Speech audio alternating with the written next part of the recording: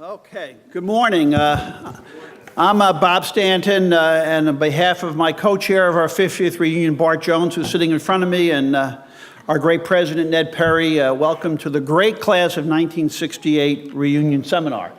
So we're going to have a discussion today about the future of liberal arts education, which will be chaired by Tony Kronman.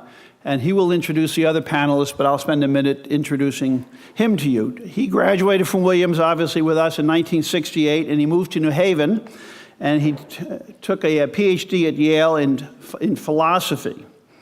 He finished his doctoral work there in the spring of 1972, and then enrolled in Yale Law School. Obviously, he couldn't figure out what to do, so he kept being educated. He graduated in 1975 and took his first teaching job at the University of Minnesota. He moved to University of Chicago then for a few years and returned to Yale, where he's been ever since in 1978. He's been there, teaching and educating ever since. He became the dean of the Yale Law School and served in that capacity from 1994 to 2004. When he stepped down, he was appointed as a Sterling Professor of Law, a position he continues to hold. Took a year sabbatical and came back and has taught full-time at Yale ever since. He divides his time between teaching at the law school, where he teaches the introductory course in contracts and advanced courses in law and religion. And he teaches at Yale College to undergraduate, where he teaches a great Brooks program for freshmen called Directed Studies. He's published numerous articles on legal and philosophy subjects and 5 books dealing with the legal profession, higher education, and most recently a book on theology and secularism. It's about 1,000 pages. Bart Jones, who's sitting here, is halfway through it. And he assures me that if anyone has trouble sleeping at night, they should buy Tony's book. He is currently in the process of writing a book called The Unenlightenment, which is about its diversity, memory, speech, and the fight for the soul of America's colleges. And it would be published next year by Simon & Schuster.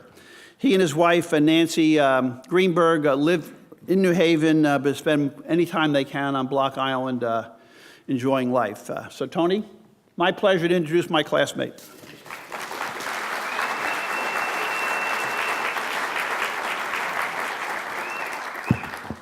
Thank you, Bob, and good morning. Welcome, everyone. What a splendid day to be back in Williamstown. I'm going to begin by introducing my 2 fellow panelists. Then I have some introductory remarks. They will have some too, and as soon as we're done, we're going to open it up to what I hope and expect will be a robust, room-wide conversation. Susan Engel is a senior lecturer in the psychology department here at Williams, and also the founder and current director of the program in teaching at Williams. This year, she is serving as the college's Gaudino Scholar, which I said to Susan backstage before we began is especially meaningful to me as a once upon a time student of Bob Gaudino, a teacher who had as deep an impact on my soul as any teacher I have ever had. Susan is the author of many, many articles, of 7 books. She's got a new one coming out and an even newer one in progress at the moment. Her main interests lie in the field of early childhood development and education. She's particularly interested in how children use narrative and play to form their minds and express themselves. The book she's working on now, the new one, deals with the subject of curiosity, the ground and source of all learning in some elementary sense. Tad Piper, my classmate, after graduating with me in the spring of 1968, having studied economics here at Williams, went to Stanford, where he received an MBA in finance and in 1969 joined the firm of Piper and Jaffray, a mid-sized investment firm where he remained, working his way steadily up to the position of chairman and CEO until 2006, when he retired from the company. Tad has had an active philanthropic life. He has been for many years, 15 or 16, a member of the Board of Regents of St. Olaf College in Northfield, Minnesota, a liberal arts Lutheran college, and in many ways a close cousin to our school. He's served on countless boards in Minneapolis, and is currently describes his current central preoccupation as being finding ways to improve the educational opportunities of inner city children in Minneapolis itself. So I am just delighted to be with the two of them this morning. Very much look forward to their remarks, and I'm going to start us off with a few of my own right now. I was back to Williamstown in November for a day and a half and had an opportunity to wander around the campus and even to sit in on a couple of classes. School was still in session, so there were students everywhere. It felt just wonderfully active and alive. But of course, I was struck forcefully by the obvious differences between the Williams from which we graduated 50 years ago and Williams as it is today. Half of the students are women. The students whose paths I crossed walking across the campus were spectacularly, beautifully diverse in every imaginable way. There were new buildings at every turn that seemed somehow to fit into the campus in an architecturally seamless way. And then in the psychology class that I visited, where students were being asked to make some presentations to the group on research assignment they'd been working on, they used their laptops, and the teacher employed something called PowerPoint, which I don't remember from any of my classes at Williams. So there were many obvious, but I think at the end of the day, I wouldn't call them superficial, but not ultimate or profound dissimilarities between the Williams we knew and the Williams of today. So now I'm back with my classmates. The students have gone, except for the few who are helping us find our way about and very graciously looking after our needs, and engaged in this wonderful moment of collective reminiscence as we turn our minds back to that Williams of yesteryear, of a half a century ago. And it seems so different in memory, and yet I am powerfully struck by the fundamental continuities. There is most obviously the astounding beauty of the place, the serenity of the mountains, which magically nestle this fiercely creative, intellectually high-powered enterprise and seem to protect it and nourish it in a comforting way. The strong spirit of community, which we certainly all feel. It was strong then, it's strong now, it's strong among the students at Williams today, and the equally strong sense of responsibility to the world at large beyond the happy Purple Valley.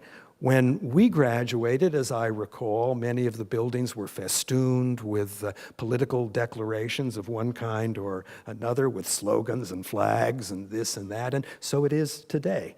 The content of the message has changed, perhaps, a bit, but the sense of political energy and engagement and responsibility, that is all just as it was. So these are some of the deeper continuities that I have noticed on these two visits last fall and now this spring. So here we are in our 70s. May years of good health and happy, active life remain for all of us. But we are at a time of life when we begin to think over the horizon and to think about the long-term well-being of the institutions that we care about the most and from which we have drawn ourselves the deepest sustenance. And Williams College, for me, is at the top of that list. It is a very special place. We all know that, and we all know just how privileged we are to have been a part of its life, to have been students here or faculty here now. What a rare and special privilege that is. And in thinking about the far road ahead, beyond any curve past which we can't see, and the protection and preservation of this privileged place, two questions come to mind for me. One is, who should have a share in this privilege? Who ought to be eligible to come to this extraordinary place and to be a participant in the venture?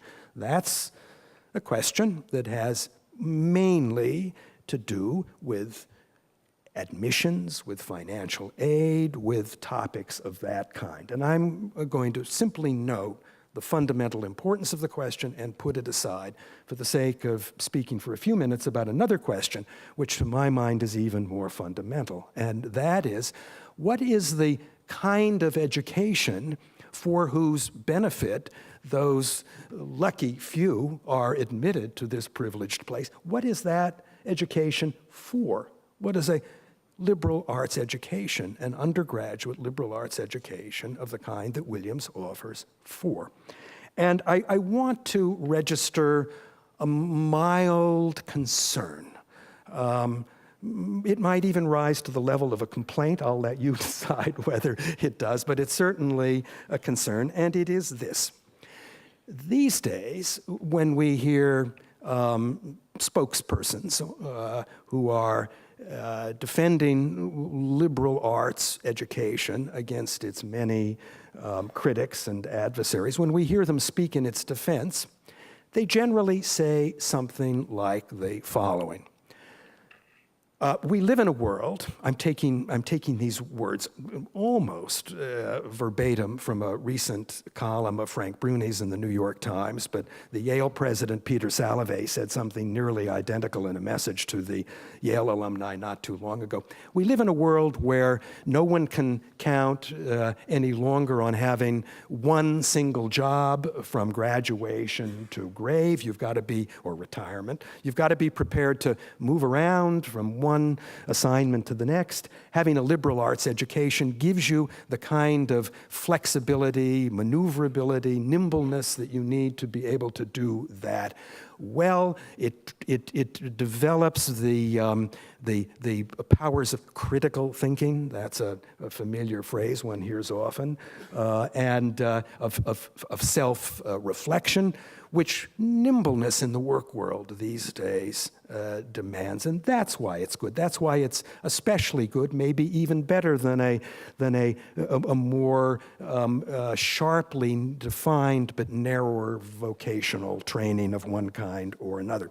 Now, all of this is true as far as it goes. I have absolutely no quarrel with this view. It seems to me essentially right.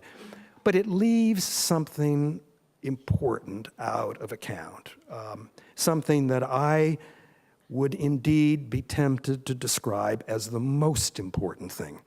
But it's not so easy to get into words. The best I can do is to frame it or phrase it in an old-fashioned vocabulary that is less popular today. A liberal arts education is meant, among other things, to deepen the soul of its beneficiaries.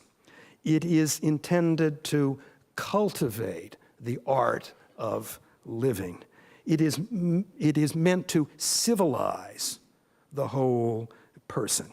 It is meant to refine and develop a person's character. Now, all of these words, soul, character, civilization, cultivation, these are words that once upon a time, Williams professors and presidents quite comfortably and freely used in describing the purpose of the special education this privileged place offers. But one doesn't hear them so much, spoken so confidently and emphatically in the world of higher education these days. And that, I think, is for a couple of reasons. One, they're much harder to define with any recognizable precision. It's much harder to get a group with diverse moral and political and aesthetic preferences, commitments to agree as to what character means, what cultivation consists in, what the soul is, and whether there is such a thing as an art of living.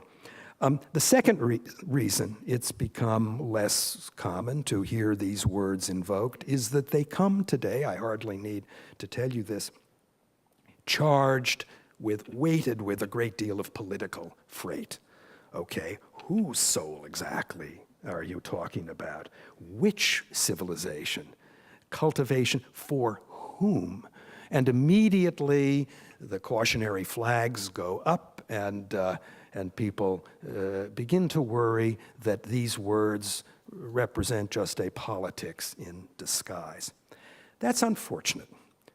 In my view, it is terribly important that we find a way, that our educational leaders find a way to rehabilitate this older vocabulary in terms that will be not just agreeable to a contemporary audience, but inspiring to it, to the students and faculty at Williams and schools like it across the country. That is an absolutely vital mission, and is as important, to my mind, for the long-term well-being of liberal arts education in this country as just about anything I can think of. So without meaning to dismiss or degrade or downplay the vocational side of things, there is something outside of it or beyond it, maybe even above it, which needs to be articulated and reinforced and redefended at every single turn. That will be good for Williams and schools like it. It will be good, I think, for the country too, which depends upon an educated, civilized, humane leadership which consists of men and women who are more than merely experts, but are rounded, developed human beings as well, of the kind Williams College aims to produce. Now, I said colleges, Williams and colleges like it, we all know there is no college like Williams. It's one and only, absolutely singular. And my hope for Williams in the years ahead is that it will be a leader in this national campaign to restore energy and vitality and attractiveness to these older ideals that have always lain at the heart of our notion of liberal arts education and need to be resuscitated in terms that we can embrace today. Thank you. And now it is Susan's turn.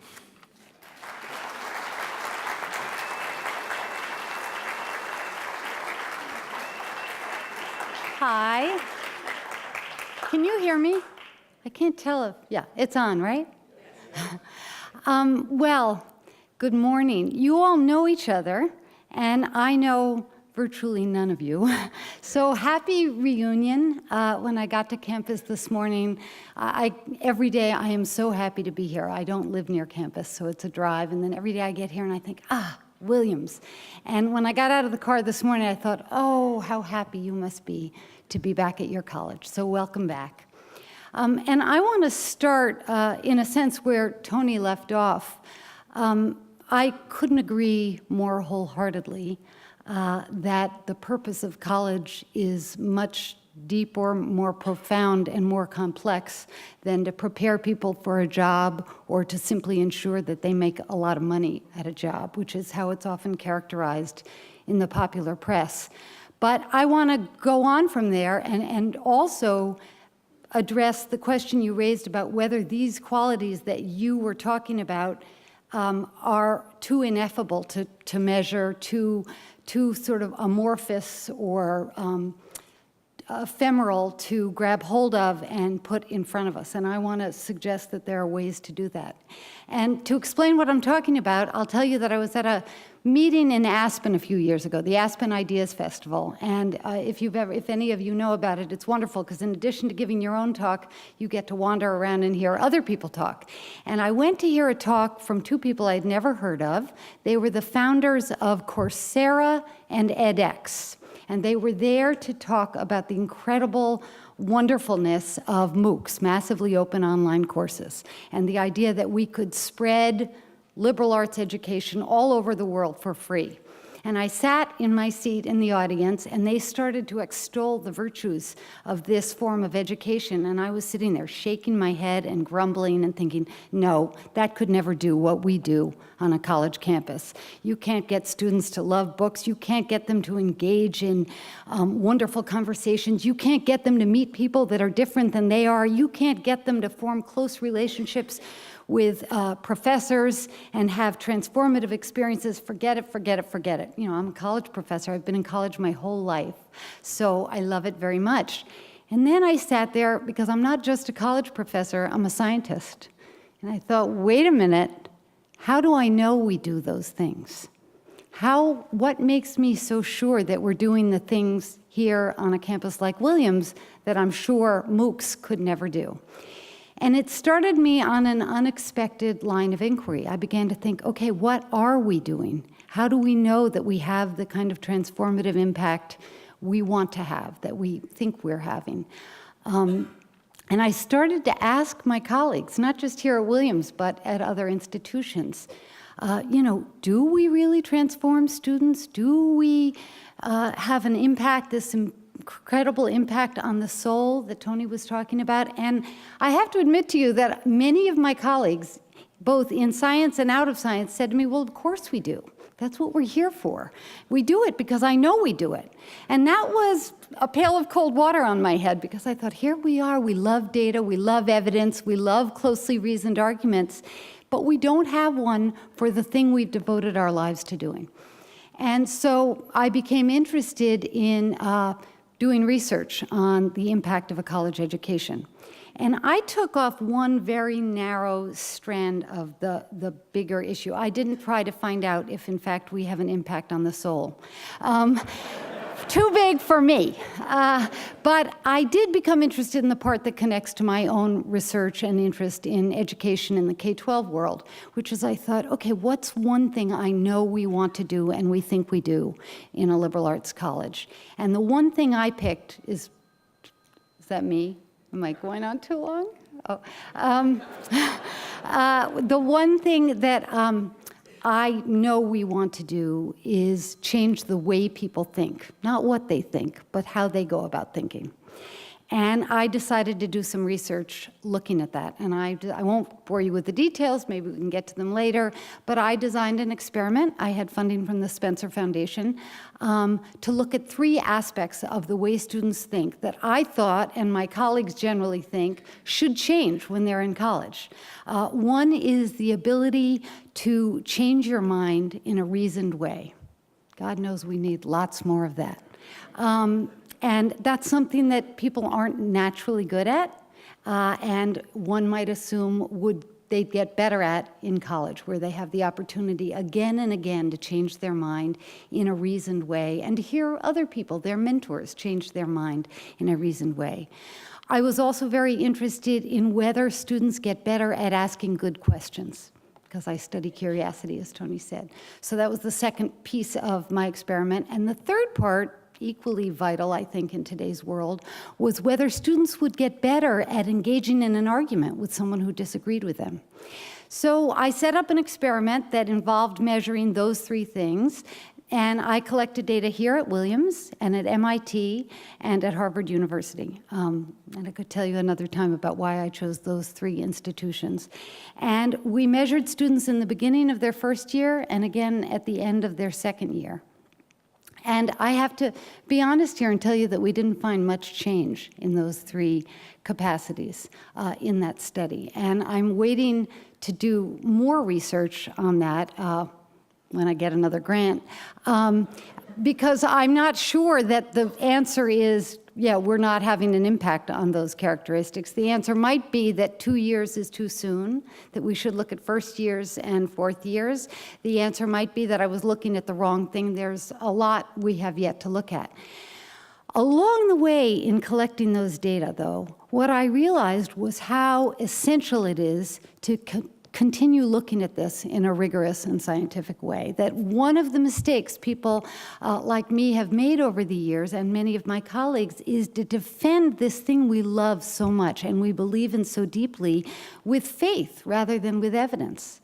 And it turns out that quite a few other people are interested in this same question. So Howard Gardner at Harvard University is steering a project called LAS 21, Liberal Arts Studies in the 21st Century.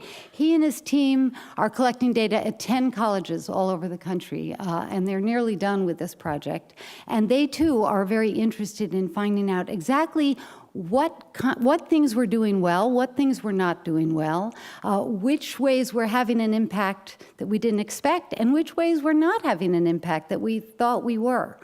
In addition, the Mellon Foundation is conducting a huge and fascinating series of studies supporting a whole new project looking at the impact of college on students' lives. And I think this research is essential because I think if we are to move forward and do what we do and do it even better, we have to have good evidence about what's going on. For all I know, students, where they're really having their most transformative experiences is in the dining hall or in a professor's office when they're talking one-on-one, or perhaps it really is in the lecture hall or the seminar room.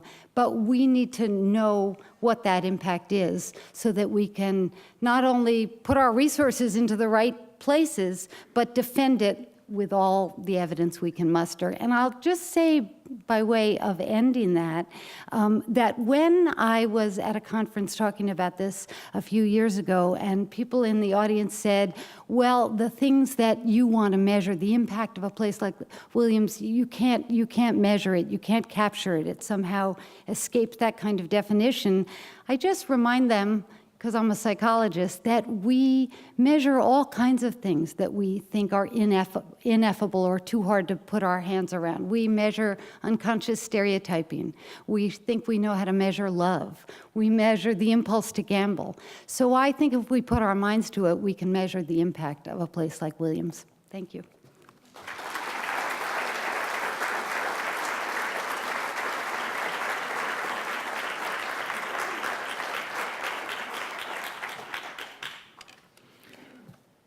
Well, this is intimidating.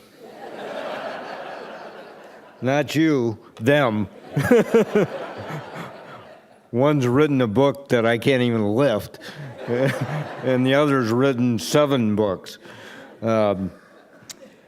So I think they picked me to perhaps offer a slightly different point of view on what a liberal arts education looks like. So I'm going to make just a few brief comments about how an employer might look at a liberal arts education, and also some comments from my many years serving as a regent of a very similar college, St. Olaf College in Northfield, Minnesota. First of all, why would a very proud, happy Williams College grad join the board of another college? First, they were really persistent, which I admire them for. Second, I was really intrigued by the fact that St. Olaf College is a college of the Lutheran Church, and I was very curious as to how that fit into kind of the academic environment of the college. And last, and probably the most important and the most relevant for the discussion that we're having today, is that I knew the product well. As a pretty significant employer in the city of Minneapolis, where many of the students actually have their homes, we were the beneficiary of being able to hire a lot of these people. They were and are fantastic employees, smart, thoughtful, very intellectually curious, creative, and had all the basic skills that you need, all the reading, writing, and arithmetic type skills that an employer wants. So they hit the ground running, I guess, is the answer. Very good communicators, work well on teams, in other words, play well with others, good values, good ethics, loyal.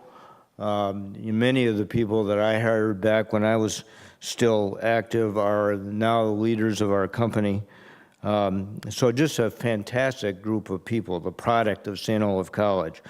And last but not least, and Tony alluded to this in his remarks also, the importance of community.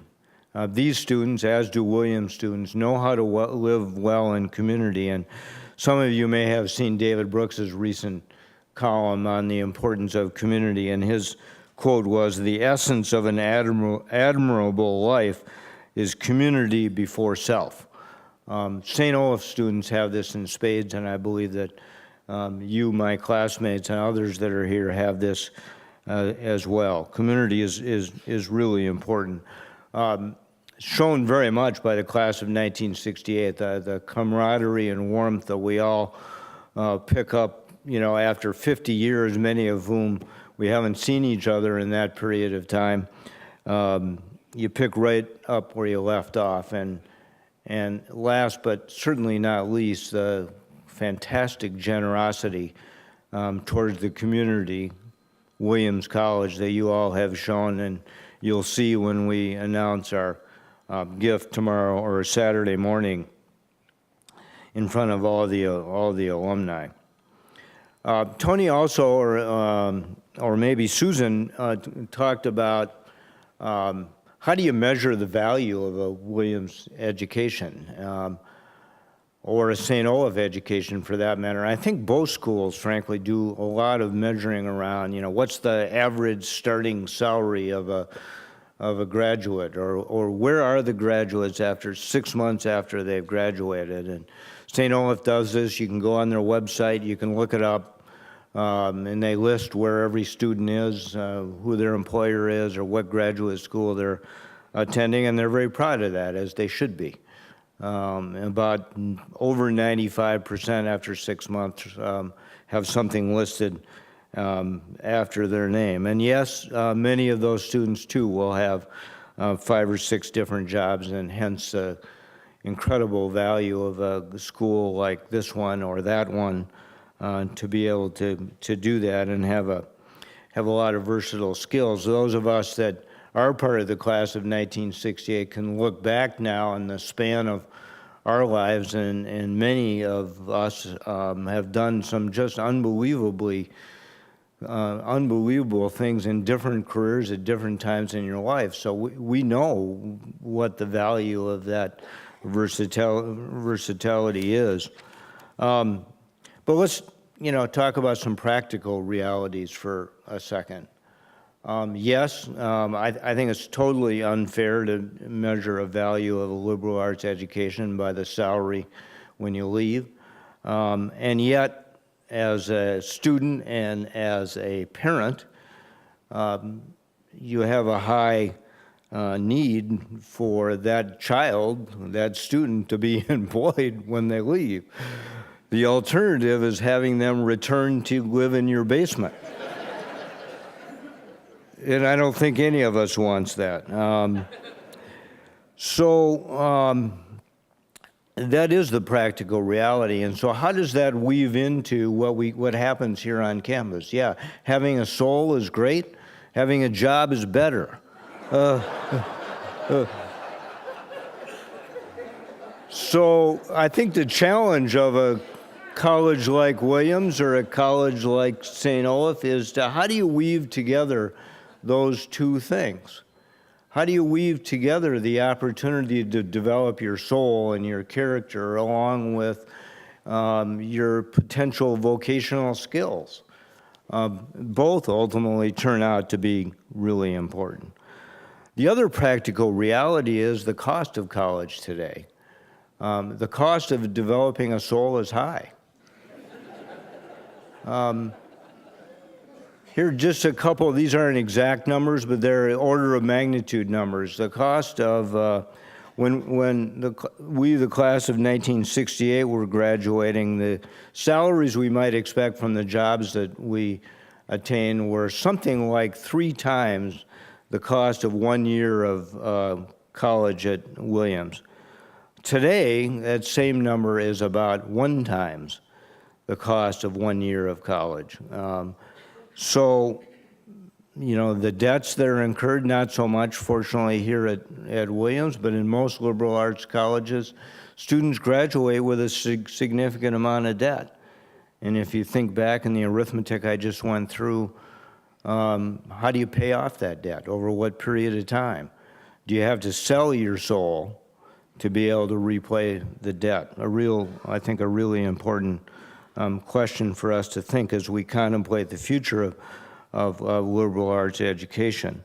I think that the faculty, frankly, to have 2 faculty members sitting here on the panel, the faculty members need to be grounded in that practical reality. It doesn't mean they change the job they do. That doesn't mean that they necessarily even think about the job that they do differently, but I think they have to be grounded in the practical reality that when students graduate, they need jobs and they need careers. I was impressed yesterday by Professor Hank Art was talking about the evolution of the environmental studies program here at Williams, and I think he spoke in very practical terms about how they've shaped the new major in environmental studies and actually let students to shape how that major ends up looking.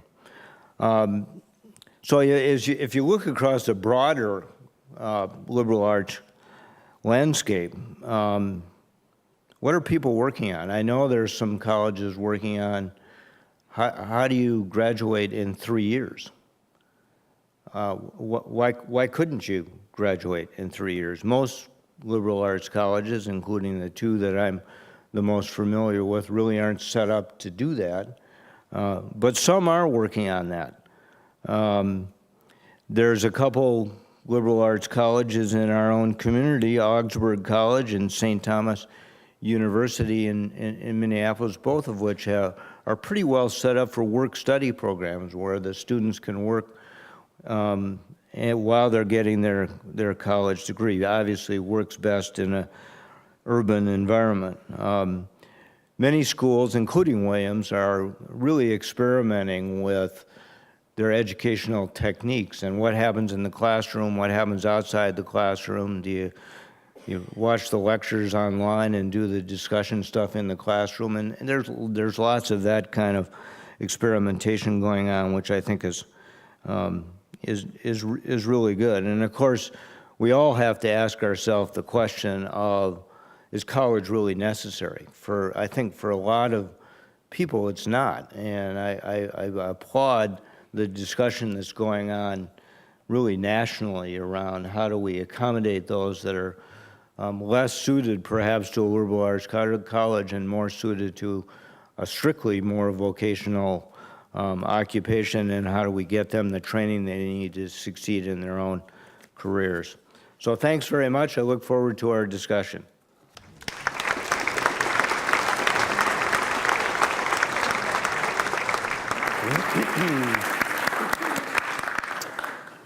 Okay, now it's your turn. The floor is wide open. We invite questions, comments, spitballs, free associations.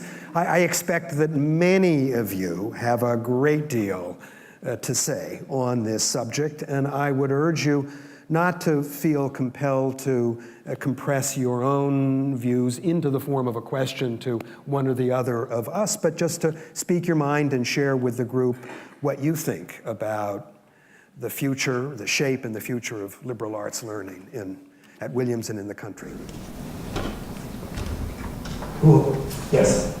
I'll phrase mine in the form of a question to Professor Engel. I'm just curious, on the assumption that the questions you were gathering data on are critical, at least in that experiment, to measuring the value of a liberal arts education, did any of the data that you collected give you any insight as to how Williams or similar organizations or the professors or the teaching process should change to alter the responses that you got?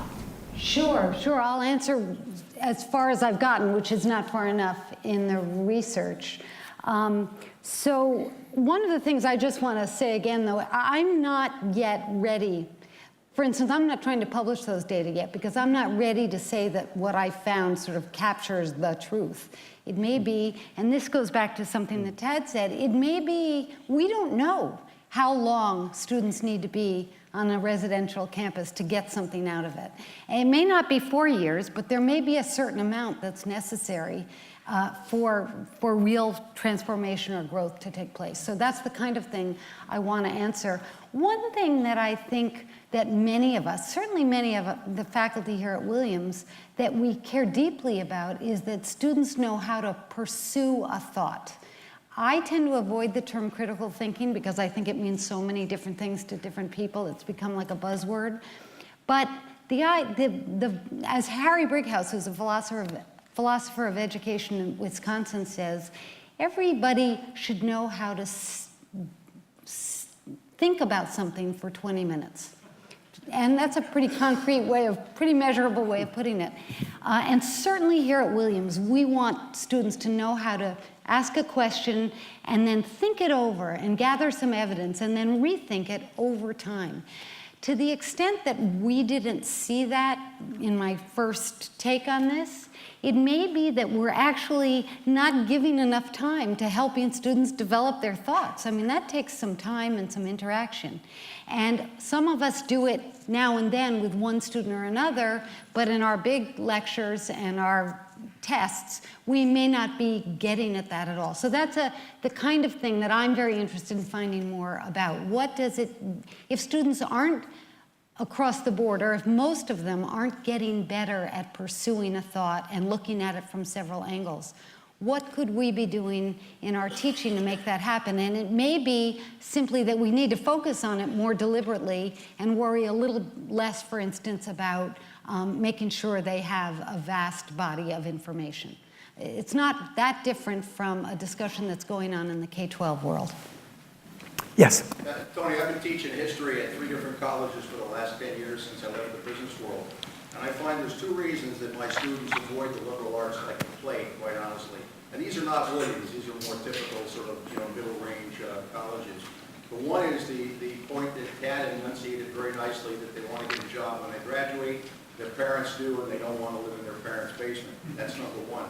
The second one, which is even more powerful, is that they resent in many cases the ideological bias that is coming from most of the professors in the liberal arts. You've seen some very bad incidents, Tony, down in New Haven recently. Even Williams has canceled a couple of conservative speakers.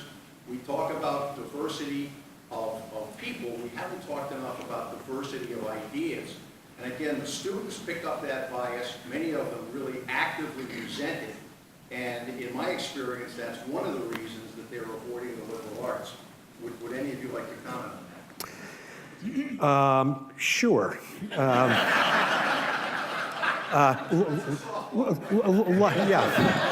I recognized it as such. You said, would anyone like to comment on that question? Let me say a couple of things. You've raised a difficult question. I'm going to come to that in just a second. But first, I want to address what to my mind is a somewhat easier one. You touched on it, and Tad did more extensively in his remarks. Vocational training in the established professions, at least, in law, medicine, business, education, the arts, today almost always means advanced training at the graduate level after you have done your college work. And in fact, I would say, as once upon a time, my parents thought once and forever graduate and then professional school student, and now as a teacher of professional school students, that's really where you learn the nuts and bolts of your discipline, craft, or line of work. And so there really isn't much urgency at a place like Williams for whose kids' professional training will begin after they graduate to pack it all into what they're doing here. They've got so much free time to explore, to smell the flowers and wander in the fields of the Lord and taste this and taste that. If you want to go to medical school, you need to take, what, 4 or 5 courses, something like that. It's not much. It's a small program, and for the rest you can study Chaucer and quantum mechanics or whatever happens to make your heart sing. If you want to go to law school, you don't have to take a single course. It's just a myth for undergraduates to think that to prepare themselves to study law.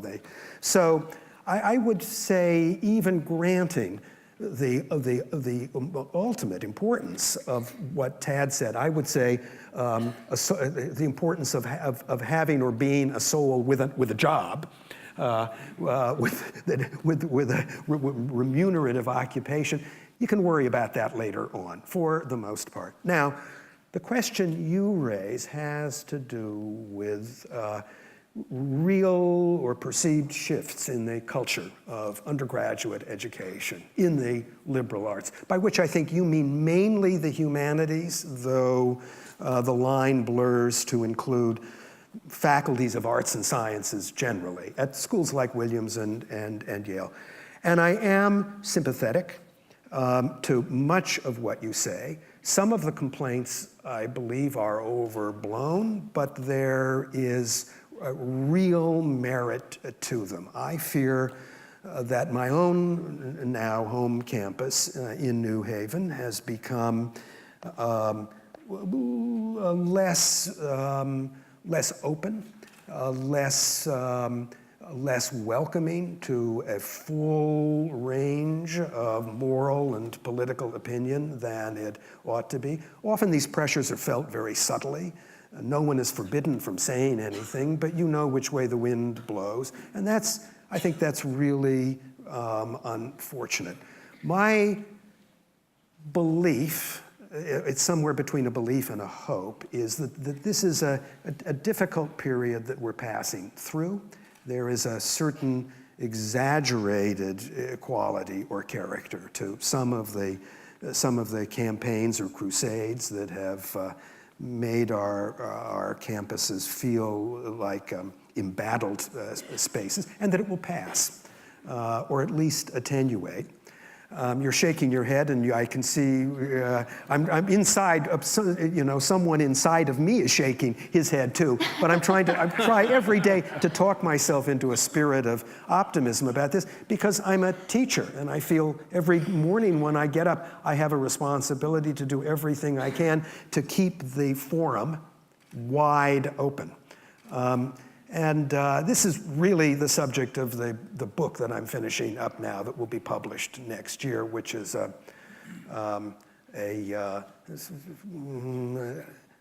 diagnosis and a complaint about the current state of affairs on campuses around the country, like mine in New Haven. Yes?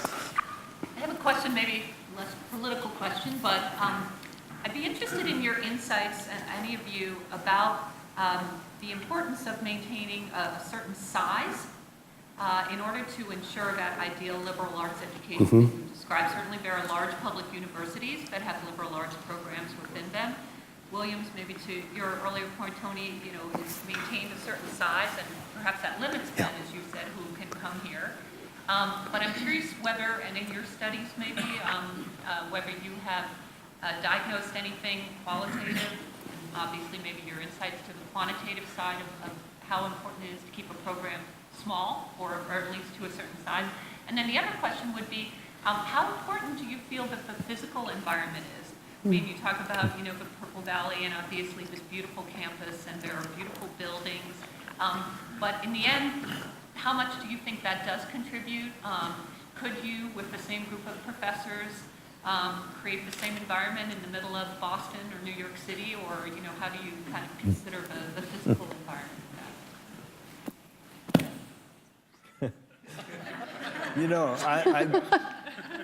I'll make a couple comments on that, Mandy. We took both of, I think all three of us at one point or another talked about the importance of the sense of community.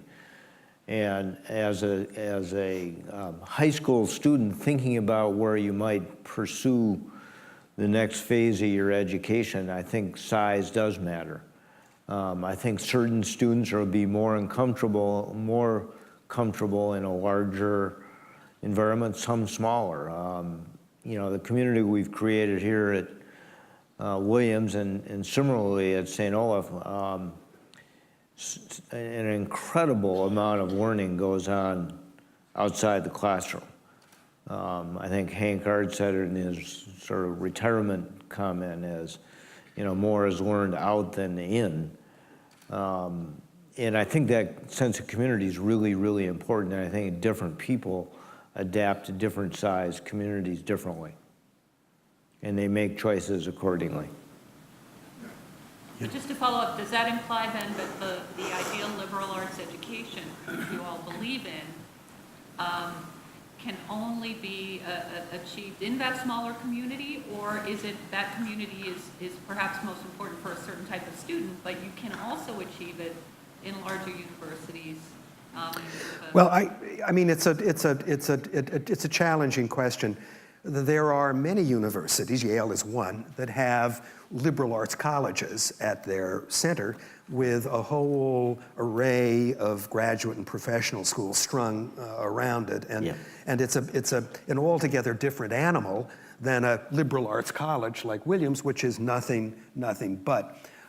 Even at Yale, the college at the center of things is so much larger than Williams that the kinds of experiences that, for me now, speaking in a very personal way, were completely formative in my education here, are, they can be found, but they're a little bit more difficult to come by, and students have to take a larger responsibility in arranging them for themselves. The directed studies program for freshmen, in which I teach, is, I think of it, of course I don't say this to my Yale colleagues, as a compact mini Williams within Yale College. And every day when I go to teach in directed studies, I have Williams College in mind, believe me.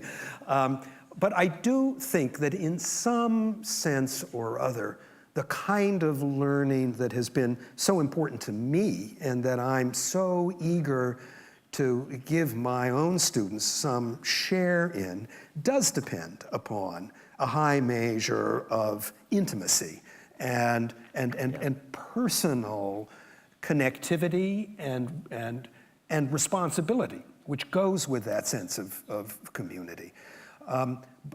I mentioned Bob Gaudino before.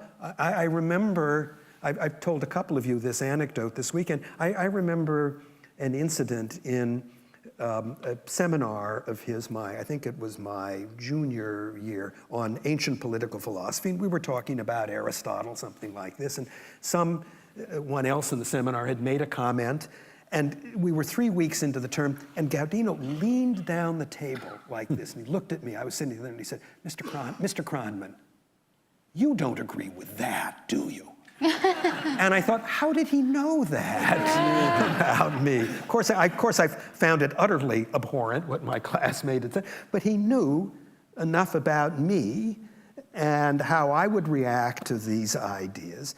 And I was drawn into it intellectually, but at a level of personal engagement that made those long ago, far away ideas part of my living self.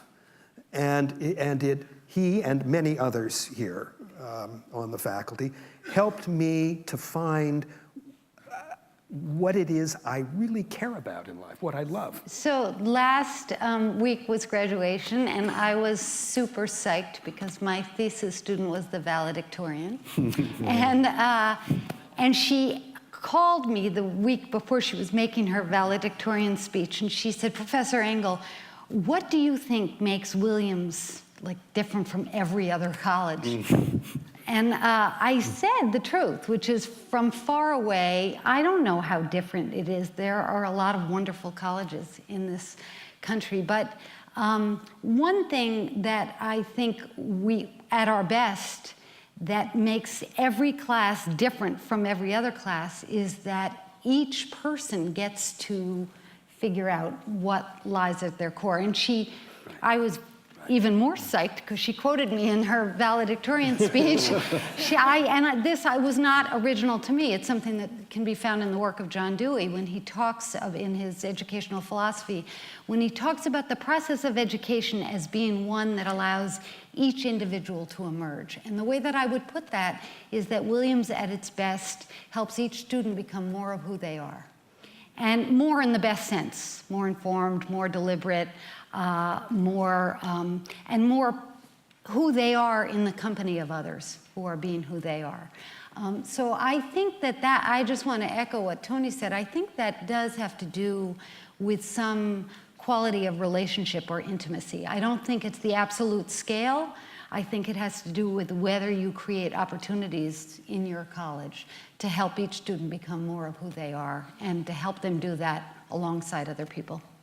So Tony, if I could, I know Bob wants to wrap it up here, but I'd like to come back just briefly to John's question about this diversity of thought. I challenge my two fellow panelists, professors, to think seriously about that question, because I think that's a big, big challenge on almost every college campus. And colleges, like other employers, tend to hire people just like themselves. Yeah. And I think that across the corporate sector and across the education sector, we need to challenge ourselves to make certain that we too are walking our talk. So I want to address that just quickly. I know we have to stop.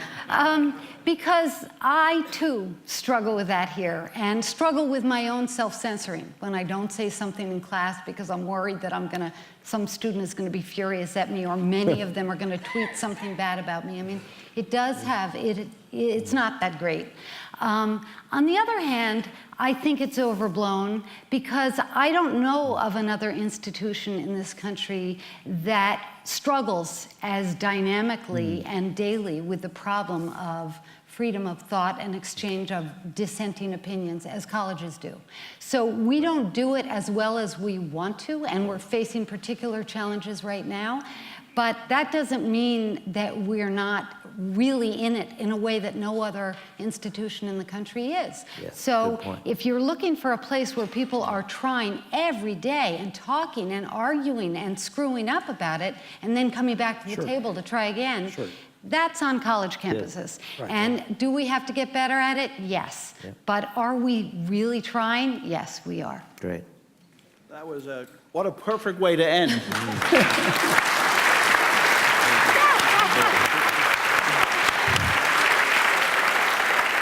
So thanks to Tony, Susan, and Ted. This was really fascinating. Obviously, you could go on for hours. There's one more piece of business. Let's just stay for a minute. Most people probably know Brooks Fail, who I've known for 30 years. Brooks is celebrating his 30th reunion, but he's also the director of alumni relations, and he has just one thing he has to talk about with you.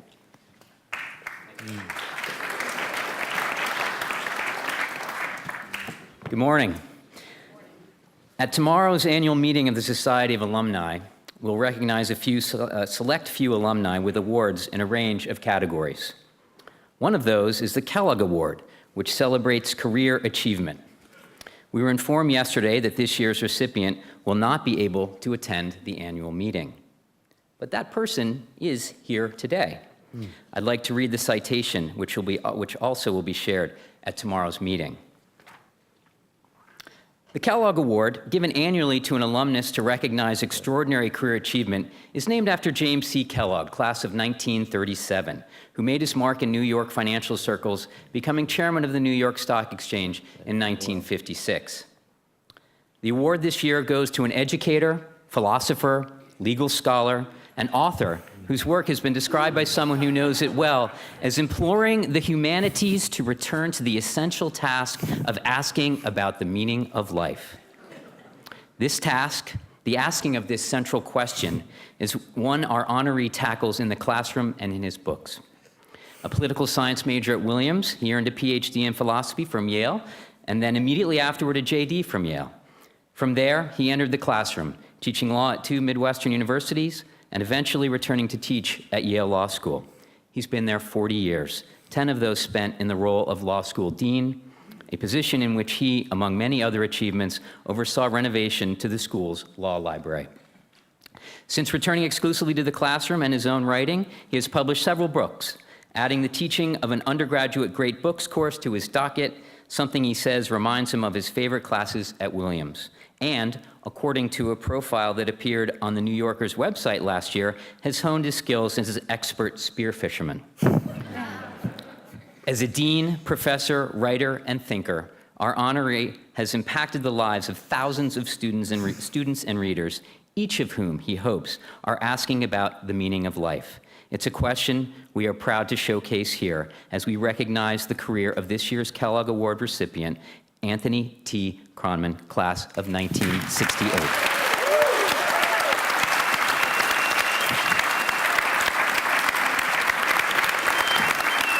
Oh, my God. Oh, my God. Congratulations.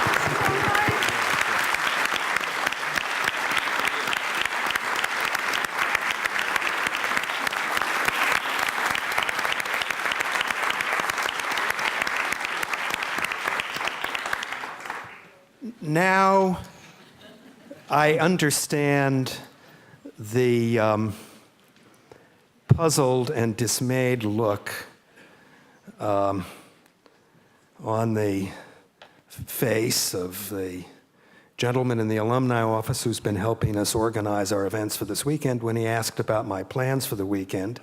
And I explained that Nancy and I would be around at least for the parade tomorrow morning, but had to leave early to get to a wedding in Brooklyn. The daughter of a very, very dear friend of ours and my current student at the law school, and he looked downcast. Well, I don't know. I may have to find some way to adjust my schedule.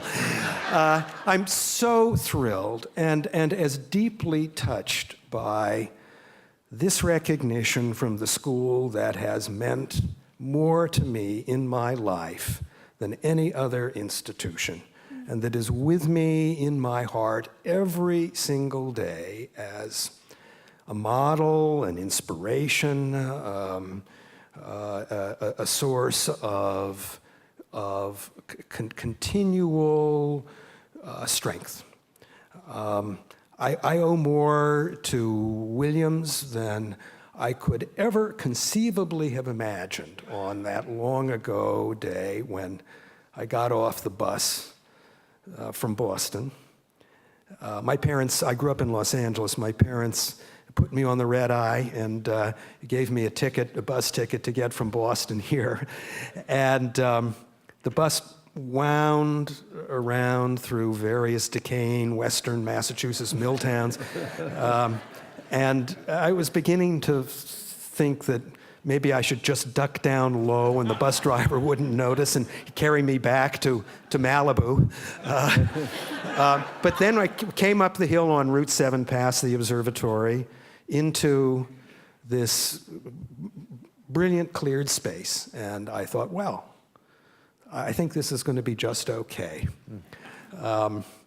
And the bus door opened and disgorged me and my bags, and there were a group of guys my age playing a game. It looked like a game to me with sticks and a little ball that they were baskets at the end of the sticks throwing around. I had no idea what they were doing, but I adjusted. But if someone had said to me, if someone had whispered in my ear on that long ago day that this moment would arrive, it would have been incomprehensible to me. So thank you all. My thanks to the college, and I will do all I can for as long as I am active in my life to be worthy of this place and of this honor today. Thank you so much.